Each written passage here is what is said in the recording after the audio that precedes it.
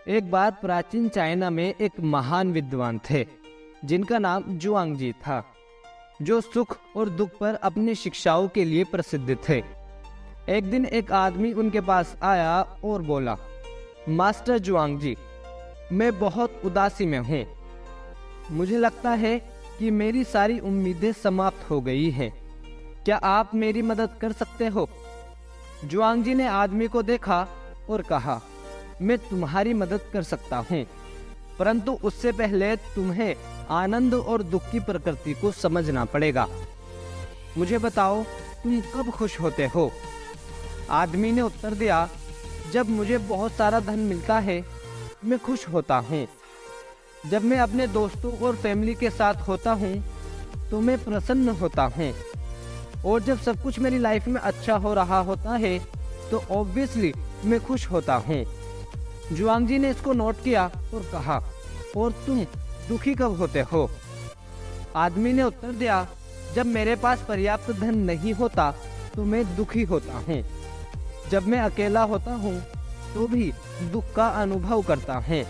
इसके अतिरिक्त जब चीज़ें मेरी लाइफ में अच्छी नहीं चलती तो भी मैं दुखी होता हूँ। जुआंगजी तब कहते हैं, मेरे मित्र, तुमने वास्तव में आनंद और दुख की प्रकृति को नहीं समझा है। सच्ची खुशी और दुख हमारे ही अंदर से आता है और बाहरी परिस्थितियों से नहीं मिलता, परंतु तुम्हारे ही थॉट और फीलिंग इसका कारण है। आदमी ने उलझन में पूछा, जब सब कुछ मेरी लाइफ में बुरा हो रहा है तो मैं खुश कैसे हो सकता हूँ? जुआंगजी ने उत्तर दिया, अपने पर्सपेक्टिव को बदलकर। बजाय उन चीजों पर फोकस करने के जो तुम्हारे पास नहीं है, उन पर फोकस करो जो तुम्हारे पास है। प्रॉब्लम से ना हार कर उनका सल्यूशन सोचो।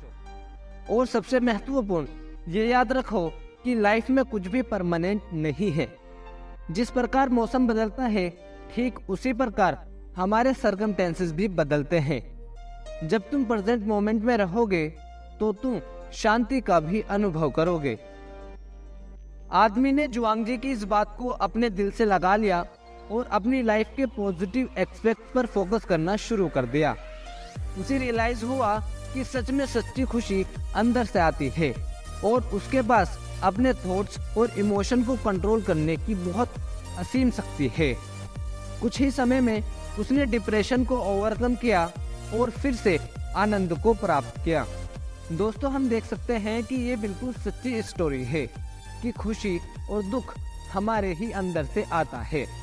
अपने पर्सपेक्टिव को बदलकर और अपनी लाइफ के पॉजिटिव एस्पेक्ट पर फोकस करके हम किसी भी बाधा को ओवरकम कर सकते हैं, इंक्लूडिंग डिप्रेशन, और हमें प्रेजेंट मोमेंट में ही शांति और आनंद प्राप्त हो सकता है।